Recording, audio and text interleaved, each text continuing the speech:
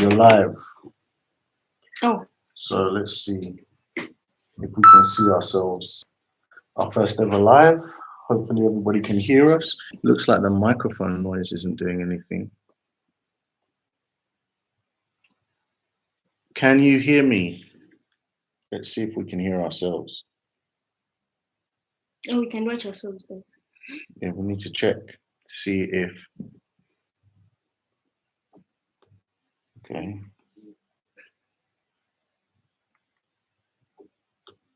Okay. Wow, we're low. Can you see? Wow, we're low. Okay. It looks clear there. Yeah. It's more clear than here. Okay. World. People. We decided to do a live today. We've never done one before. And we don't know what to expect. But here we go. How are you doing? I suppose we're supposed to be prepared for this more efficiently. What do you think of our products, guys? What do you think? Should have come with our product. Yeah, maybe we should have come with our products. We did? No, it's okay. We're not trying to sell to anybody. Okay, hi everyone. I hope everyone is having a good time there. So, Well, I guess for those of you that are not live, you'll be watching this at some later date. We should be giving you some information. You're recording this, right? Well, after this will go live. This will become a video on our channel that they can watch later. So right now, somebody's watching, wondering, why am I watching this boring show? Because It's not boring. We're not talking about anything. But hey, here we are. And we're looking down, but the camera is here, so we should look there. Don't be distracted by us too much. So here we are, about 1 year into Subi. We want to thank everybody that's been supporting our channel. We recently just hit monetization, so we're starting to earn a little bit of ad revenue, and that's one of the income streams that you can utilize if you plan to come to a place like Africa, like us. You know, you document your journey, you tell people what's going on, you make connections. We've had so many connections from the channel. People, I should stop making this noise. We've had so many connections, people reaching out to us, messaging with us, networking with us. We've made so many connections in Uganda. We've been, you know, just basically because we switched on the camera. And I think that's a lesson for anyone's business. Just switch on the camera. You know, you see it nowadays. You see people. We saw a guy that had a video, that had a channel, and all he does is clean his house. And and his channel, you know, people are interested in watching him clean his house. Whatever business you do, whatever you're interested in, you have to become, I believe, a media company and share what you're doing and help promote yourselves. And so here we are on our live, trying to just talk to people and meet with people. Wait, on this live, do people call? They don't. They can't call in, but they can message, and we can see the messages down here. Yeah. I'm used to TikTok lives. Yeah. So we've been utilizing TikTok lives here for marketing. Medina's been spearheading that, and it's been really good. You know, we started off with just a few views, and then on her channel, she's got a channel called Be Yourself on TikTok, and then we have the Subi channel. On her channel, we're talking about views, live streams with more than 3,000 people in it. You know, that's reaching a lot of audience for us over here in East Africa. So we're really happy with how that's progressing. Yeah. What else is going on? We've been trading coffee, and we're gonna show and share some of the things around the coffee business that we're investing in, utilizing Medina's network, Medina's family. Some of you may have seen a video with us at Christmas when we went over to the village. So the main operation of our coffee trading is over there. And again, we went to Gunvalley to see. Yeah, we're going back. We're going to film some more. We're going to film. Yeah, of course. I've got my drone. I've got my drone, and I'm gonna. My dad just already asked me about that. About what? Whether you're going to film. Does she not want us to film? No, she's okay. So why did she ask about? She just want to be prepared more than last time. She's like, are you guys going to film? Yeah. So yeah, Medina's family, they're all very hardworking and all very, eager to see us progress and help us in any way they can. So those guys are the coffee experts. We're gonna go and see Medina's uncle. We're gonna see some of the coffee we've been trading. And we see how he has been working. He tells us the advantages and disadvantages. We promise, guys, we're going to share this with you.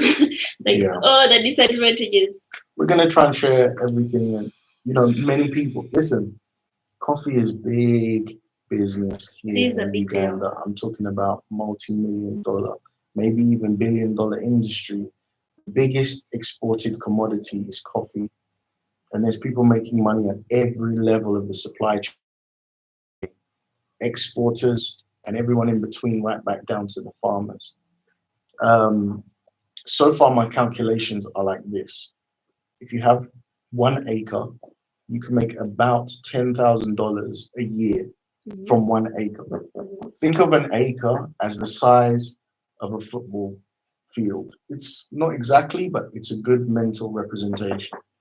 So you have 1 football field, and you can grow about $10,000 worth, if you're efficient, worth of coffee a year.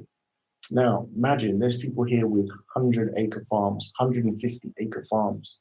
So, and then that's if you don't do any value addition or very little value addition. If you process it right, if you package it right, if you move it up the supply chain, the earnings that you can return from your investment can be quite high. Now, if you're willing to buy land a little bit outside of Kampala, you can pick up $2,000, $3,000 acre. A land out of Kampala, it's not expensive. It's not expensive. It's cheap. Like someone who wants to deal in land stuff, it's like you go in there, like deep in village. You buy land, you buy and sell, or you can buy and you leave your land there. Think the idea about land is like the more days, after 2 years or after 1 year, it will be on a next level price, something like that. So trading land here is different to buying land for farming, right? So if you're trading land, you want to buy somewhere where you can get liquidity. So the further away from Kampala, the harder the liquidity is, but also the cheaper the price. And you can definitely double and quadruple that's its own game that you can play. When you just want to buy, you sell, you flip. You can figure out where roads are being improved. You can try land near those roads. Those are the you can see where development is on its way. You can get in with land where the development is happening. That part of Kampala we are right now is definitely a place that I would consider buying. Why? There are about 4 construction projects within walking distance of our apartment. And then there are several plots of free space land, 100 by 50 plots, right? So that's yards, I think, 100 yards by 50 yards kind of plots, right? And those plots will probably cost you about $35,000 to $50,000 maximum. Let's just say $40,000, but you could probably get it for less. And then you can build on that land. You can build apartments on land like that. Like you can have, it's a lot of space, nice space to do things with. So that's its own game. But the coffee game is its own game. You buy your land, you go out a little bit from Kampala, you make sure you're close to a road, you make sure you have access to water, right? And those things are going to affect the price of the land, but you can still get cheap land. and then you plant your coffee. It's going to take 2 to 4 years before the coffee can produce anything. And most places in villages, Mhm. there is surrounded water. Most of places. Yeah, there's water. I couldn't say everywhere, but most of places. In the areas we're familiar with, which is out towards the west of Kampala and west and north of Kampala, we drive through, swamplands and things like that. People's land is generally not too far from water. So that kind of land there, you buy for a few $1,000s, your return after 4 years will be $10,000 or so a year. You obviously have to maintain the land. Now, that's $10,000 every year recurring revenue. If you know anything about coffee, you don't have to try to sell coffee. It sells itself. The market, as soon as you have it available, if you have it like this, if you have it, it's gone. Buyers are just looking for the buyers are chasing. So it's going to take 3 years. It's going to be some effort and it's going to be some investment. But in the grand scheme of things, the return on that land's investment, like $10,000, $50,000 every year, $100,000 every year, depending on how you work your game, and that's for life. That's your kids and your kids benefiting from that. Prime example, the land that we're going to see the coffee for in the next few days, that was planted by Medina's grandfather. Yeah, like they're older than me. Because when I was born, I was born when they already old. Yeah, the trees were already fully developed when Medina was born. So Medina's generation is still benefiting from. I think I'm also going to have my kids too. Right. Find that land there. Right. Like the coffee there. Yeah. So what you find in a lot of farms is that they're still doing traditional ways of farming, and they're not necessarily, some are, yes, some people are very advanced, but I think I would say the majority of people don't adopt new and modern Someone said hi, guys. Charlie B. What's up, Charlie? How are you? What up? Thank you. You're our first comment ever on our first ever live. Thank you so much for joining us. Our first live. Yeah. So business in business in Uganda is amazing. Yeah. It's hard. You have to learn the game. You have to learn how things work. He answered, I'm fine. Oh, that's great, Charlie. If you got any questions, let us know. We're here to answer. Yeah. By the way, I would want to ask him, does he know anything about land? Oh, he has a question. He's got a question. Okay, Charlie, what's up?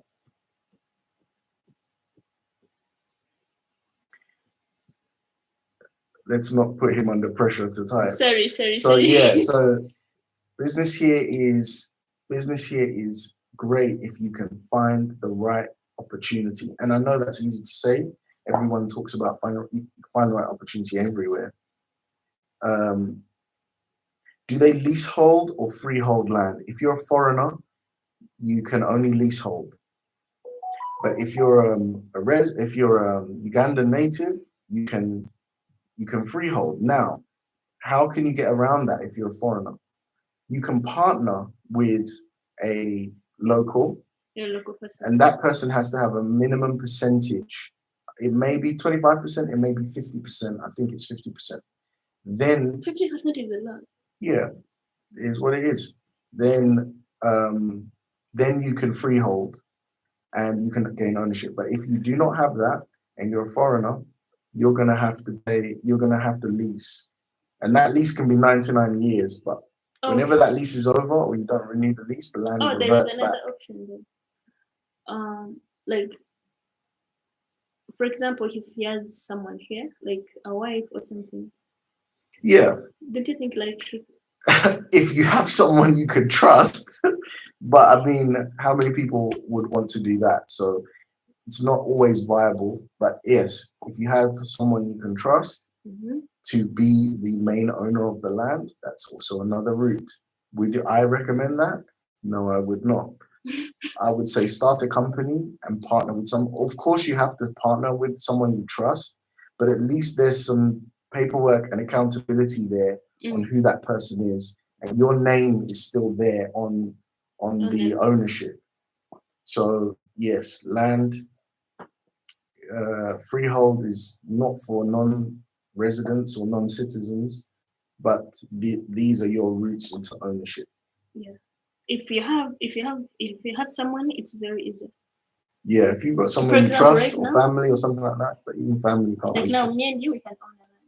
Yes, Medina and I can own land because Medina's a citizen, you know, she's Ugandan. So yeah, if you were doing it alone, it would be a different story. I own land here in the States that I can't see what that says. There is a hut there. That is zoned for commercial use. Okay, I own land here in the States that is zoned for commercial use. Okay, that's cool. So yeah, the usage of land, laws and stuff here, I'm not too sure exactly what the usages are. But I imagine, you know, like we see real estate here. Relax. We see real estate here, and people buy the land, but they're not ready to build. And in the meantime, while they're buying, they're doing agriculture and they're growing plants on it. So I'm not sure. I'm not sure that. I'm not sure that zones like usage zones are so hard are so rigidly kept. Like in the UK, like this land is for this, that land is for that, etc. But here, I'm not sure how. I think it's more of if you own it, you can decide what you do with it, and there's limited restrictions. But I could be wrong. No, like if you buy a land, it's you to decide what you want to do. Yeah. So he's got another question. How much is commercial zone property over there? I would say that it depends. It's just pretty much on a size. Depends on the location, right? And so the the closer to into the city, the more expensive it is, and the real estate in the center of the city is expensive. But you can find somewhere 50,000, 40,000, maybe. I would say you start around there within the bounds of Kampala. Now that price can drop is if you go outside the bounds of Kampala, but 50,000 I would say is about the starting. It's less than 50,000. A million, yeah, like we're talking 100 million shillings. So it's about $25,000, right, to start. So yeah, you know, $25,000 you're in the game. Now, what do you want to use the land for? Because if you don't need it to be in the proximity of the city, you've said about commercial zone. Yeah, it's cheap. It's cheap. It's cheap. Why is it cheap? It's cheap because you're in Uganda. It's cheap because the infrastructure is not fantastic. It's cheap because there's going to be many struggles that you're going to have to go through to make it work. But if you're willing to pay in struggle, right, the finance part is cheap.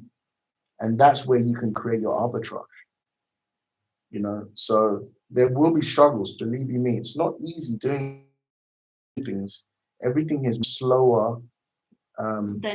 Yes, and there's quite a bit of bureaucracy. You know, to open a company, I don't know. I think we paid about 3 million shillings, which would be to open Subi. Yeah, to get all the official documents for Subi is about 3 million shillings. So 3 million shillings is it as much as $700? Maybe $600 or so, right? To start a company in the UK costs £12.90, like £13. So you're talking $10 to open your company in the UK. And you can do it online in minutes and get a bank account same day. But here it took days. We took week. Man, we got an agent to facilitate the speed of that. We're even lucky that we got an agent. Right. So we paid extra for an agent to do it for us. If we were to do it ourselves, you're talking about going to offices, back and forth, paperwork. And you have to have these official sounding documents. Yeah. But they don't mean anything in the real world. They're just like an office that's created to collect money with an official sounding name, but they don't do anything for you. Yeah, like they just take your time. You know, we could. I think if we went direct to KCCA, we could waste like a month or 3 weeks. Yeah, 3 weeks to a For month. real. And apart from that, we had to vibe like. Right, you could have to bribe. It's possible. I'm a retired journalist and I'm thinking about moving to Africa. I wanted to go to Nigeria at first, but you and O'Shea are making me think about East Africa. Okay. It's not for me to discourage you versus one country versus another, right? I haven't been to Nigeria for quite a few years. And what you have to bear in mind is that Africa is enormous, it's diverse. Every country has its pros and cons within the continent. There is a con that with Uganda, and there's pros with Uganda. One of the cons with Uganda is that it's landlocked. So anything you import by sea is going to have to go through another country first. So that might be a factor you take in with your business. That might also mean that certain costs are reduced or competition is reduced because you're landlocked. Now, Uganda is slightly less advanced than Kenya. Kenya has more things available, more high quality things available, more variety, larger population, a coast. So you might want to go there. But then the cost of setting up your business as a foreigner is astronomical compared with Uganda. So there's that. Nigeria, West Africa, that's kind of a very popular place to look at, Ghana, etc. You're just going to have to come and do your own feeling. My advice would be, do not think you have a business ready to go before you come. Have your idea, but hold that idea loosely. And then enter the countries, spend some time if you can, and then think about how you're going to set up business. Like, he doesn't have to rush. You take your time. Absolutely should not rush in that decision process. Take your time. Take your time, come visit, then go to another country, come visit. There's many factors you need to consider. I think that the most valuable thing is to make connections. Like, Africa is a who you knows type of place. Yeah, they have to be knowing you. Like, even if you have your money, you're starting something, but you have to be having someone whom you're going to be dealing with, moving what, And I don't know that many people in Uganda, but Uganda is small enough, Kampala is small enough, where you're never far away from the person you need to know. Yeah.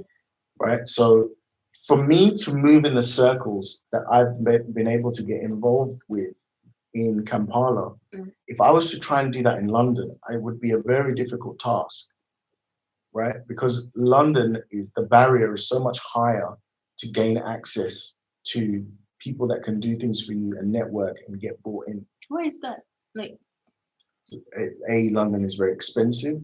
So just to be in those places is more expensive. And then London is and just kind of exclusivity is, I would say, just guarded a bit more.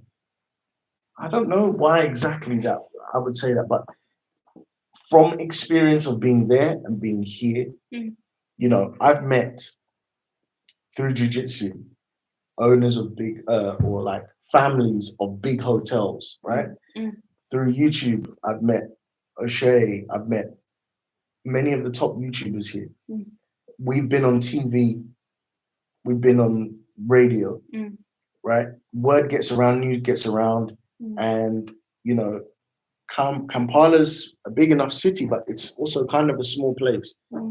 people know people and the connections happen. The reason I chose Nigeria is because I know a few classmates from uni University. are there. Right. I mean, to know people already on the ground, yeah, that's great. Now, what other factors do you have? Because, I mean, Nigeria has its difficulties, let's put it that way. Like, I've heard about the bureaucracy and the bribing just to export products out at the port. That sometimes the wait to get your stuff out can be days, like to queue up just to get your stuff into the ports. So now, if you're getting into fintech, Nigeria is the place. They've got a emerging fintech industry. The founder of Flutterwave is there.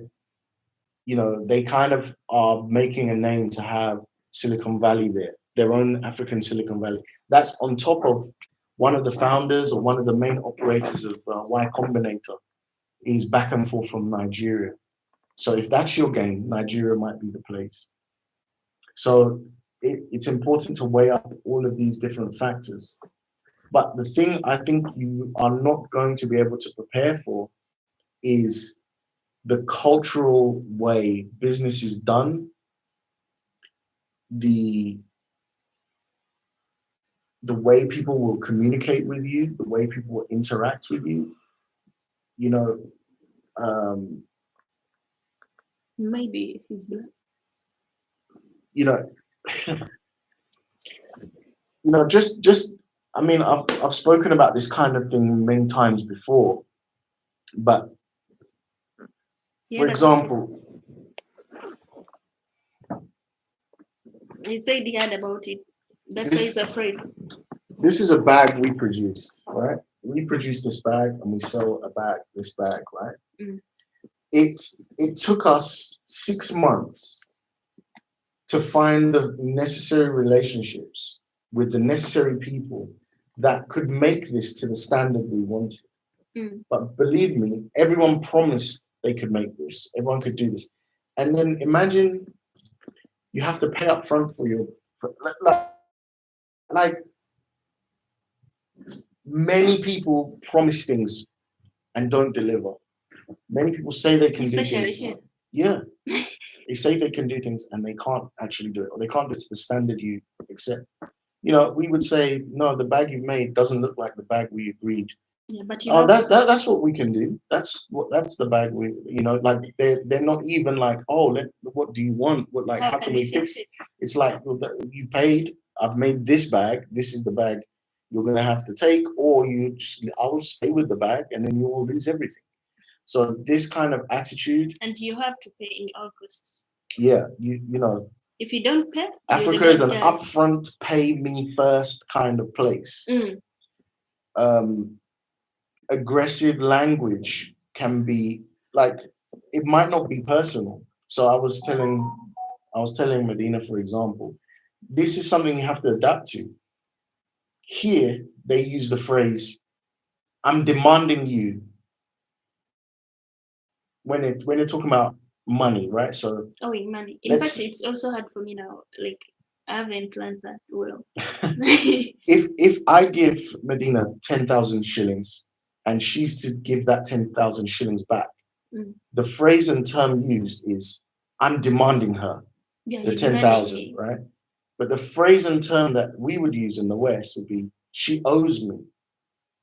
Now, if I went around in the West saying, I'm demanding my 10,000, it's aggressive. It's kind of, it's kind of rude. You might say that when the person is dodging you, or there's for some more serious situation, but you don't use that as a first term. Now imagine there's 1,000 phrases and terms and communications like that, and you may very well start thinking like, oh, is this person annoyed? Have I done something wrong?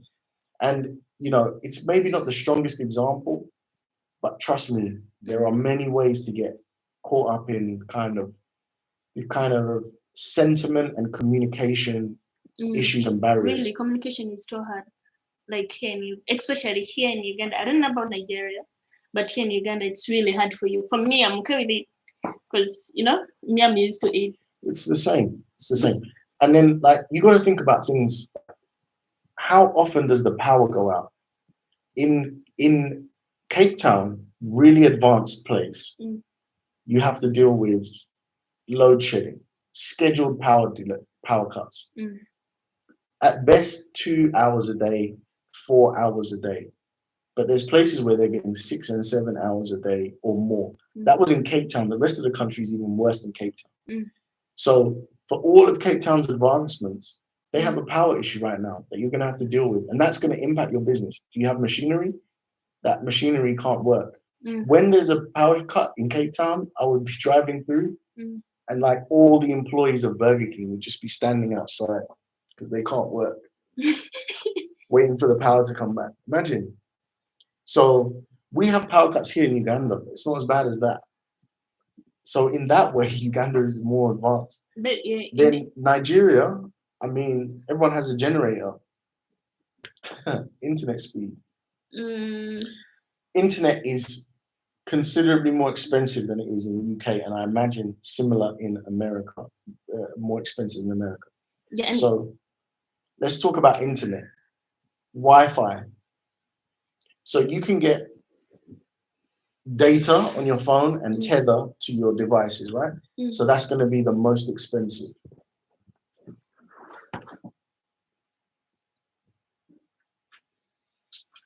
Or you can get a mobile internet. This is a mobile modem. Also, they call it a MiFi. I'm sure you're familiar with this. This is the next expensive level, right? And we have fiber optic internet here where we are right now, but we're not using it because for some reason it's coming in and out and it's not giving us a consistent signal. So we have to use this, which is a more expensive version of the internet, just to perform this live stream.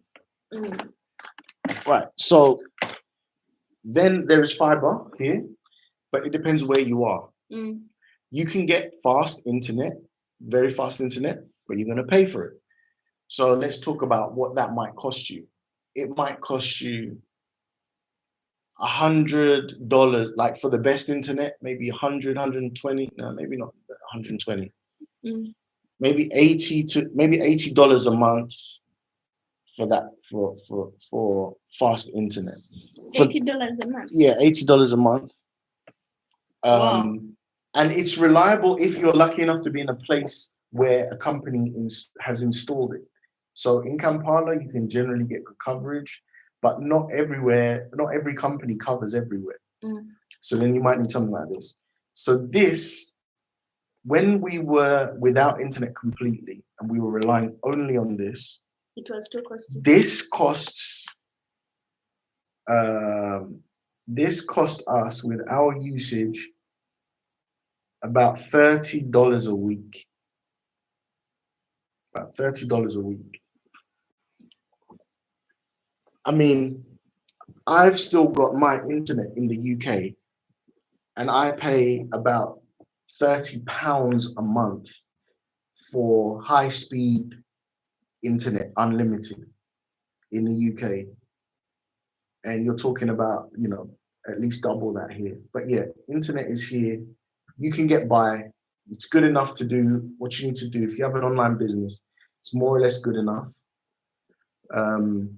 But, I worked remotely in South Africa. The internet I found to be a bit better there.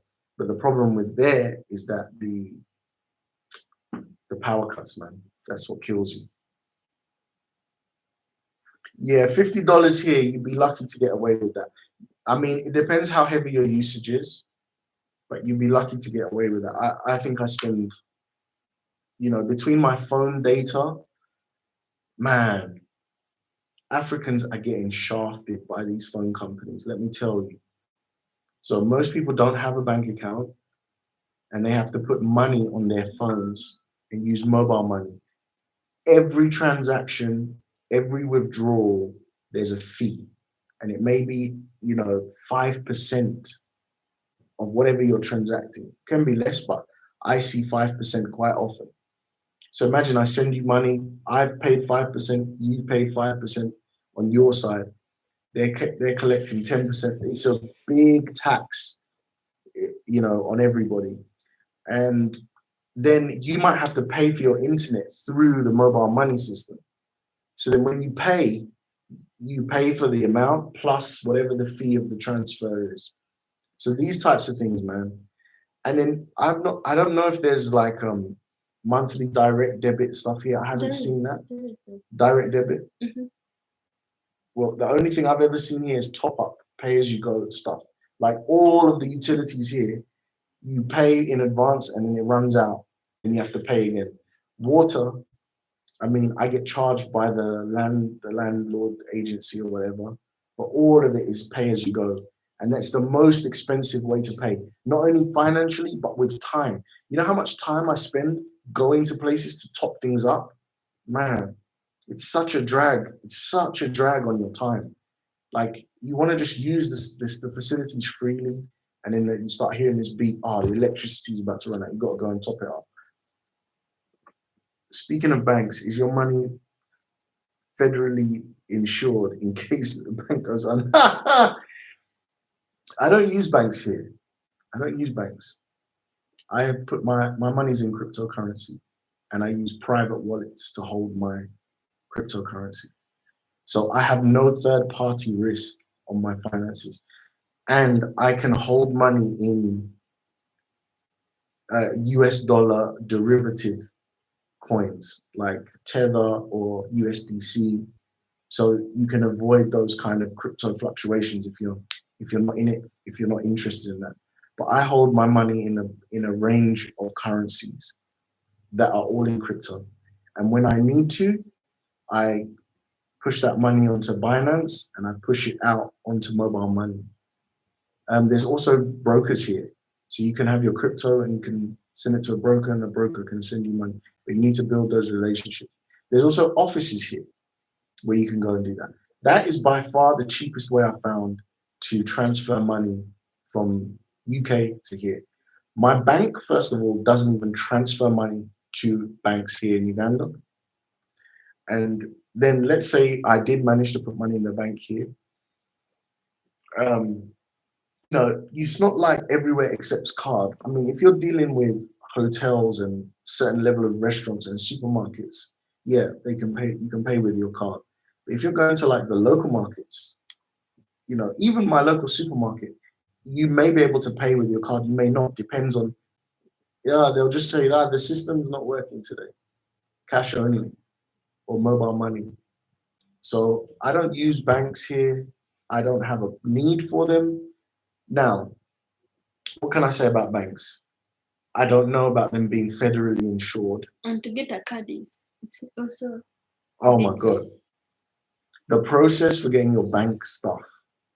It's going okay, like you can get it, but it's a bit long story. It's gonna take you queuing up for hours in multiple lines before you can get a bank card. Now, let's say you lose that bank card, you have to go create a crime report at the police station, right? Like it's like then you queue up there. You may have to bribe. Then you go back to the bank. You may have to bribe there. It's a whole big mess. And let me tell you also, using Western Union and all of those companies, that's a headache, big headache. So there was one day I needed to withdraw. I needed about $2,000. I needed about $2,000, right? So I had the money in the UK, and I was just like, I'm just gonna Western Union it to here. I got called up for verification like 3 times. It took 2 days. Now, all of those calls were international calls to my phone that were going to the Philippines call center. By the end of the month, my phone bill was $200 and something just for Western Union phone call verifications. On top of that, every Western Union place we went to had different rules about how we could withdraw. So we go to one place to withdraw the money. They said you need 2 forms of ID. On the website, it doesn't say that, but this place only will accept 2 forms of ID. We go to another place. Oh, $2,000 is too much. We can't handle that. We go to another place. Her surname is her first name, and her first name is her surname. According to them. But it was right. Like, it depends which office we went to. The other place, so we changed the names around, but we couldn't go back to that office because we had to go to somewhere to do that. When we went to another place, they said the name, no, now the first name is the right one, and the surname. Hours and hours and hours wasted using Western Union money transfer and things like that. That's what pushed me to use crypto. And crypto has just been the most reliable. If I need money right now, within 5 minutes, I can get access to any amount I need. And that is truly, that's the truth. I'm not even trying to pump crypto or anything like that, tell you to buy Bitcoin or anything like that. If you're not interested in investing in Bitcoin, don't bother. But you can get your money quicker with less issues here, just like that. And if you want to do it without ID, you can do it even without ID. I don't know if that's the right thing to say online, but that service is available here because people are willing to give you cash for crypto transfers. So neither does my bank. For some reason, they won't send me money to parts of Africa. Listen, my bank doesn't send any money here. It's not even an option in the menus when you're on the app. So, man, I don't know. I don't know if it's Swift system or what the situation is, but the money here, man, it's not that life. So yeah, man. What can I say? We've been doing a lot of complaining. Can I just say that, like, Africa is doing a lot of complaining. Yeah, like Africa is gonna bring you challenges, but my God, I feel free. I don't know, man. The West, the only thing I really miss is my family and my friends. But the hustle and bustle of London, all of that, man, I'm over it. I'm over it. London has its things offering to it, but the cost of living there, man, the cost of living, on top of that, the kind of the idea that all the food I'm eating has got drugs and stuff in it. You know, the chicken here is hard because it's walked around, it's lived, it's moved. All the tendons are tough. In UK, man, it's just I don't know if Ugandans would even call it chicken. Everything is fresh. All the food is fresh. And then the opportunity for business is immense. The opportunity, guys, is immense. You know, bananas go to waste here, like in their tons. Tomatoes go to waste here in their tons. And these are things that you could get and commoditize, export, you know, make businesses out of. Now, am I saying it's easy? No, it's not easy. But there's no ceiling to these businesses. Agriculture sector is just teeming with opportunities. You know, do your research, come look around by all means. I would say the first thing you need to figure out is a business that has recurring revenue. Any business you start here, don't necessarily follow in our footsteps. You want a business that has recurring revenue, something that they have to buy regularly. Every time. I would say think about businesses where the products are due to leave the country or export. It's much easier from a bureaucratic standpoint, or maybe not bureaucratic standpoint, but the government are pushing businesses to fund, to aid businesses that are exporting rather than businesses that are importing. What luxury products and things like that here, I would say you can do it, but you're going to have your work cut out. You want, as our friends over in Africa Ever After channel, Zara and Julius, they're big proponents of boring businesses. And so, you know, oh, tell me about the food here. Man, it's all natural, bro. It's all natural. Everything is natural. Of course, you can find sugary stuff, soda, and all of those types of things are here, right? And you can make yourself have the same illnesses as the West. But if you wanted to just live like a vegan lifestyle or a carnivore lifestyle or just a normal balanced lifestyle, man, the farmers just bring their stuff right here to the city, to these marketplaces and everything. Like, And they're not expensive. when you're talking about fruit and veg, it's not expensive. Meat is a little bit more pricey, but fruit and veg, I don't know the level of pesticides and stuff like that, but I think there is limited GMO kind of stuff here. You're talking about natural stuff. Lots of the food is like, you know where it's coming from. You can source, like when we go back to Medina's village, man, we know where all the food has come from.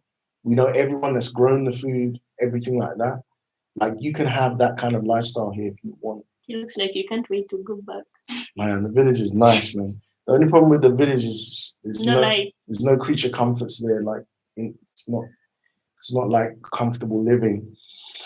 But man, have you ever just looked up at the sky and seen a magical starscape and the moon is bright enough? Like it was spiritual almost. Like the moon is bright enough to light the area, and then all of the families all around, and they're cooking and they're talking and they're joking in the evening, and it's cool air, and you just hear, you know, nature behind you. Man, like that feels emotional. man, I was emotional. It felt so clean. Not a smartphone in sight. Kids just running around, smiling, laughing, giggling. You know, the ladies were cooking and everyone was sharing the food, and people were bringing food that they've grown to contribute. So, you know, no obesity in the countryside. I'll tell you that. In the village, everyone is fit. Everyone is fit. You know, I was the fat guy, right? I was the fat guy over there. But yeah, I've heard that GMO and foods, GMO and drugs infested foods are making its way to Africa. I saw that video. But man, I don't see it much. I saw that video that you posted, man. Yeah, man. Thanks for watching. I thought that video was gonna there's gonna be no views because it was too long. It was long and it was so difficult for me, like still learning, how to edit things and just put it all together in a coherent way. And I thought it was like, oh man, I didn't get the most out of the footage. And what do I know? It's one of our most popular videos. And people gave us such good feedback. So many people commented. It's one of the videos that really encouraged us to keep going with our channel. So yeah, we'll be back there next week and we'll see next week on Monday. Yeah, we'll see what we can do. We're gonna cover coffee. Man, thank you. Thank you for enjoying thank you for enjoying it, man. We appreciate it. We appreciate it. We appreciate that you're here now. We just switched on the live. We didn't do any announcements. And we've had 2 and 3 and 4 people coming in and out. We appreciate that. We're not expecting thousands of people on our first live, but it's really cool that we've done one now, and we're getting to know this place. Listen, man, I've been where you've been. You're looking at content. You're like, how can I do it? What can I do? What's the best thing to do? Da, da, da, da, da. Like, you've got to just tear off the plaster, man, and dive in. You don't have to do it all at once. Come for a few weeks. I don't know what your experience is like traveling, but come for a few weeks, go back. Come for a month, go back. Come again, go back. And then you can ingratiate yourself. I can't tell you the things that are going to frustrate you because, we all have different personalities, and things that bother me might not bother you. Are you happy to barter and negotiate for everything you buy? Are you happy to face, whenever I go out alone and I have to buy something, I have to be ready to face not only bartering and negotiating, but the fact that I'm not seen as an African. I'm seen as a white European and someone to extract money from. And so I have to kind of prepare myself mentally for like people trying to price gouge me. In fact, price gouging is going to be whether you're American, from the UK, black or not. If they know that you are not local, You're not from here. if you're not from here, they're going to try and price gouge you. So, is that the kind of thing that's going to bother you? You know, and your peace is really important. You know, finding your peace. Um, I would also say that I think the people that have the most success here are people that have some type of relationship, either with a local Ugandan, right, with a really good business partner, or there are a couple that have come together, because having that person that can support you rather than being alone, I think is priceless. When I'm up and she's down, or when she's down and I'm up, we can help each other and motivate each other and help each other, because you're going to have some dark days and some difficult thoughts, and this is where partnership really comes in handy. Excuse me. So I think there's lots of factors to think about relationships, coming over here. So what else have you got on your heart, Medina? Mm. What I can tell him is that when he comes to Uganda or any African country, Mm-hmm. try to fit in. Like, okay, try sometimes to think like a Ugandan. Right. Like, it's going to help you to connect with the people within. Because in Uganda, we have our different mindset, and you guys have your different mindset. Oh, I don't know if I've said it right. Yes. Try and integrate. Mm-hmm. You need to integrate. Try and start adopting the situation, their ways, customs, their ways. Their ways. I'm still very much an infant learning these things and I'm learning trying to their help ways. him to do that. Language, one or two words here goes a long way. Sometimes we like, for example, the way you say demand. For me, if I say demand to you, it's not what you think that it's lewd or something. Right. For me, I feel like on my heart, I'm okay with it. But if I tell it to someone who understands owing, he feels like, like Ugandans are so, so low. Like, I think we're just different in communications, something like that. So at least a bit, I'm not telling you to exactly or totally think like the people within, but try to adapt the situation. The people of the Ugandans, they have a preconceived idea of what you are, who you are, what you are, based off what they see on you as a foreigner. Now, the moment you can speak a little bit, the moment you can understand what they're talking about on their level, in their language, in their custom, that barrier drops, and they kind of respect you more, and you can connect with them better. I'm a shade or two darker than you. My aunt and cousins are Creole. You look like my cousin. Well, yeah, man. I look ambiguous. Middle East, I'm Arabic. In South America, I'm Dominican, or I'm Brazilian, or I'm whatever, I'm Mexican or something like that. In I could be Turkish, I could be all this stuff. So I know I fit into a lot of boxes, being kind of a light-skinned, mixed kind of person.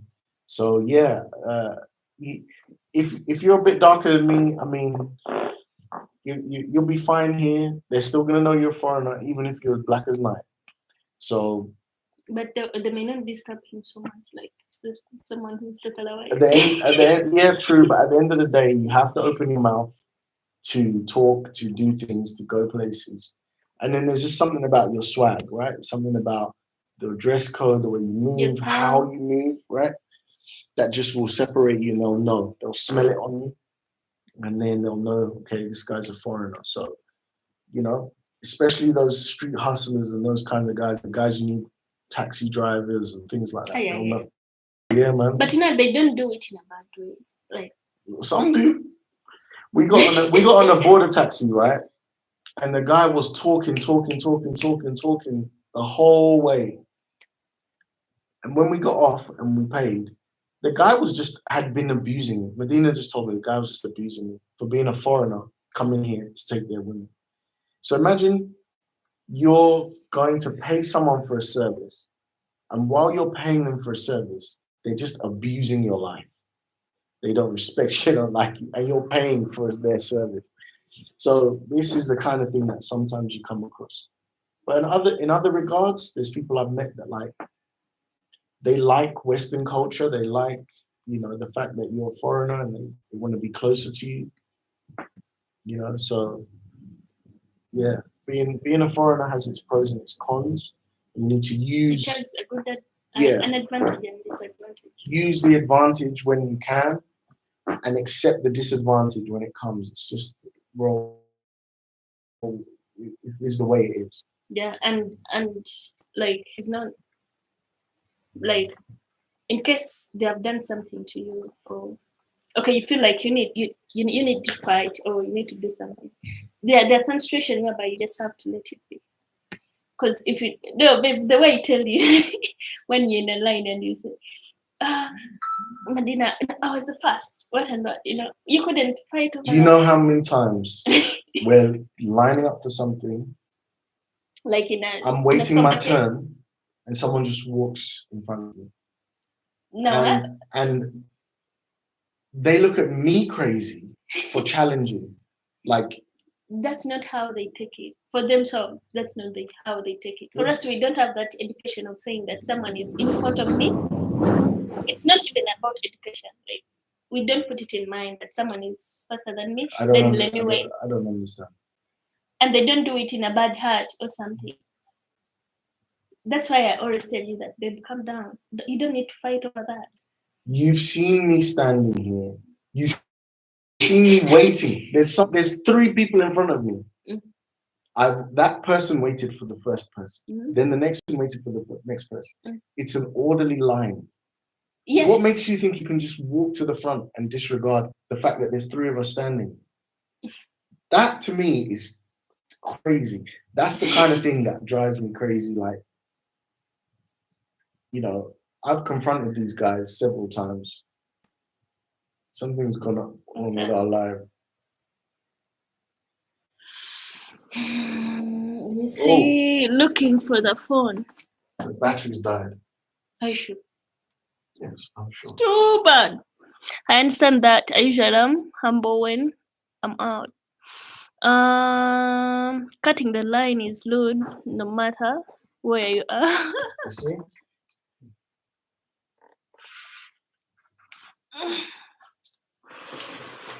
If you can hear us, guys, hang in there. We're coming back. Just give us a moment to sort out our camera.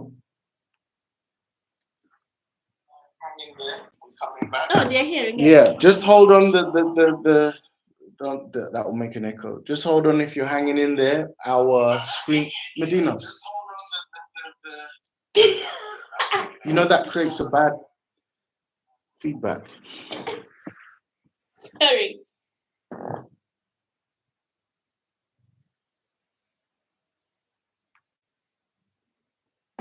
Okay, we should be back shortly, guys. You're coming back.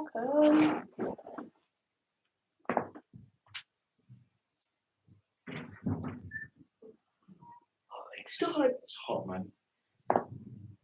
Man, I think I need to go get juice before the camera comes up. They can hear us, so they're hearing you announce that you need to get juice. Sorry. Thanks, Charlie. We're almost back. The phone is just we have an HD camera that's separate to our laptop, and that's what we're filming on, because the laptop camera is atrocious. And so the battery went on that. I mean, we had it fully charged, so I guess this is the first time we've seen it drained. So there we go. But what can I say? this is the adventure of my life, guys. Like, this is the thing that on my deathbed, I'm going to look back and say, yes, I did it. I tried it. I went. I didn't just sit on my hands. I didn't just complain about all of the stuff that I'm seeing around me. By the way, the thing that I would really like to get into as well is, how are you guys feeling in regards to how are you guys feeling in regards to the war going on in the Middle East? Because the thing that is, hopefully we're back, the thing that is worrying me is global war is escalating. And I've been following this trend for a while. And I'm worried for the West, and I would much rather be in Africa when missiles are being sent back and forth, even if, whether in Europe or wherever. Jebaleko, to you both. I'm enjoying the show and wish I was still in Kampala. Yeah, someone's She's written a this. Ugandan. I don't know if it's a he or she. TJ, how is your Lugandan coming? Let me tell you how my Lugandan is coming. Pola. Mpola. Wow. It's coming in Mpola. Step by step. After a year in Uganda, Andinique. Listen, I'm just gonna say it now. I cannot read very well. I'm totally dyslexic, and I'm not great at names. So please, so please, I'm sorry if I did your name. My apologies. Oh, I'm drinking. Can I have some? Like, see the side eye. See the side eye. Side eye she gave me. No, like, I was trying to. You've heard that Ugandan women are really like respectful to their partners. Babe, don't and now look at this. All I asked for was a bit of juice. No, the reason why I looked at you like that, because I was running away off from the camera. I didn't want to drink when they're watching me. Oh, okay. If you say so. Sorry. She looked at me like, what's that mean? Bombastic side eye. Babe, don't start. We're not live. Don't forget. Yeah, so this is about a year in. Lots of mistakes made. Mm-hmm. I'm wondering if the war outside is escalating. And I would have made, if I'd known what I know now, I would have saved so much money in mistakes. Every mistake you make in something like this is going to cost you money. So what's left? So we've just got ourselves way more efficient, way more streamlined. I'm living below my means in an effort to rise to higher heights in the future. And I believe that's the way you've got to do it. I don't go out partying much. My biggest outside expense right now is jiu-jitsu classes. I go to jiu-jitsu classes. It's something that's keeping me sane. There's a pretty good jiu-jitsu instructor here called Waverson Gomez, and he's a Brazilian. He definitely knows his stuff. And it's been just a great thing to be able to do, to clear my head and do something outside of sort of the day-to-day tasks and hustles that we do, get my mind changed. And also, improve my self-defense capabilities, because self-defense is a great thing to understand, wherever you are in the world. So, there's that. I've been making friends, making connections, got lots of African American friends here, diaspora friends.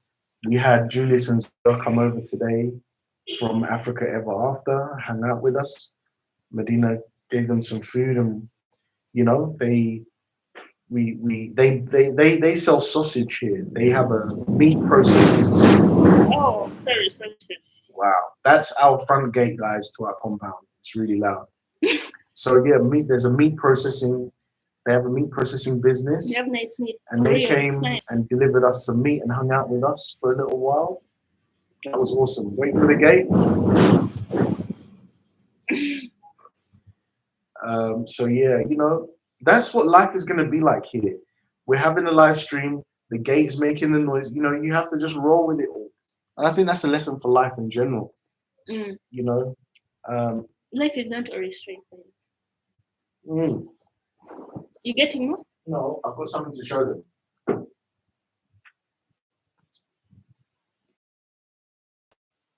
Of my kettlebell. I'd say it's about 7 kilos or 8 kilos, something like that. It's pretty heavy. Ah. I had to make this. I mean, I didn't have to make it. What did that cost me?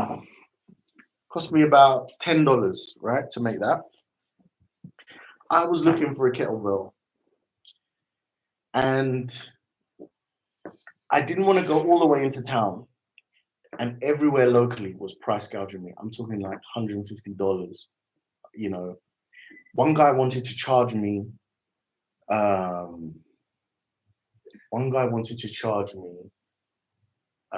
$5 per kilo. Is it $5 per kilo? About. So if you wanted 10 kilos, that's $50, right? And man, it just seemed like an expense that was a lot for here. And I was like, right, I'm gonna get on YouTube and figure out how to make my own kettlebell. And I did. Now, why did I show you this? Why am I talking about this? I'm talking about it because this is the hustler's mentality you need to survive here. Because you're not gonna have all the variety you want. You're not gonna have all of the, you know, the amenities at your fingertips. In the UK, I would just sit back, be on Amazon, collect myself any kettlebell I wanted, or I'd go down to a sports shop. That means it's not expensive, right?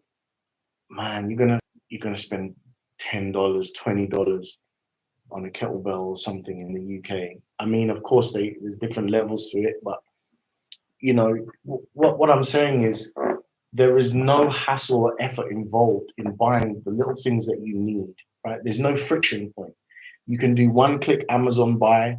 It arrives at your house the next day, sometimes even the same day, right? Whereas in Uganda, we've got to go for a hunt. We've got to look around. We've got to price, you know, negotiate, and you still might not get exactly what it is you want, and you might have to make it yourself. So that's the spirit you need. You need to not be discouraged.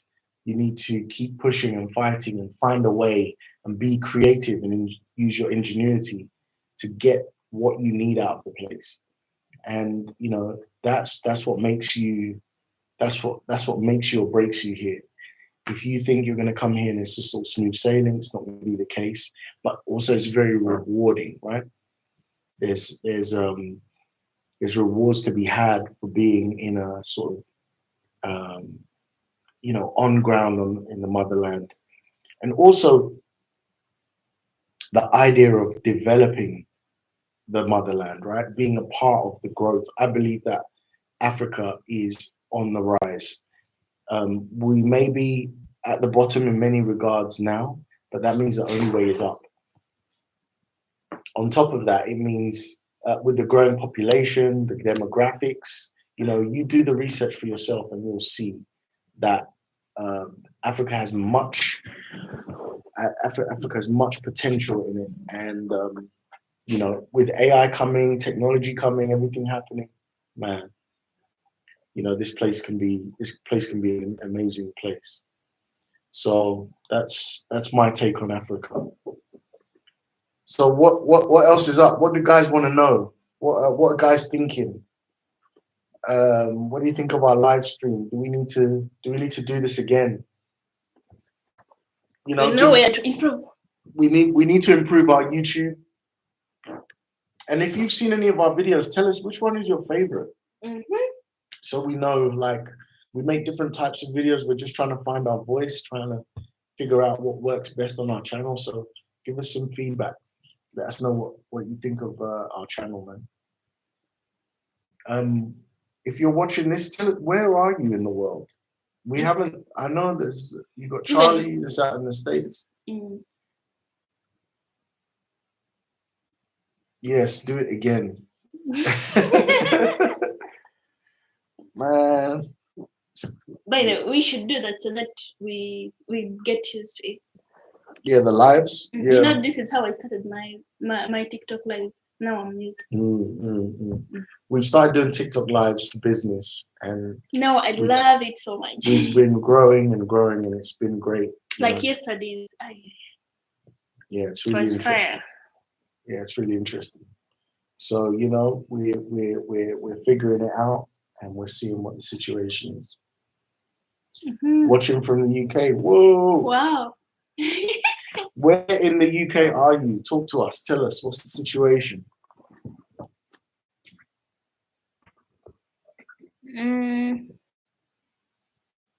But it's empty.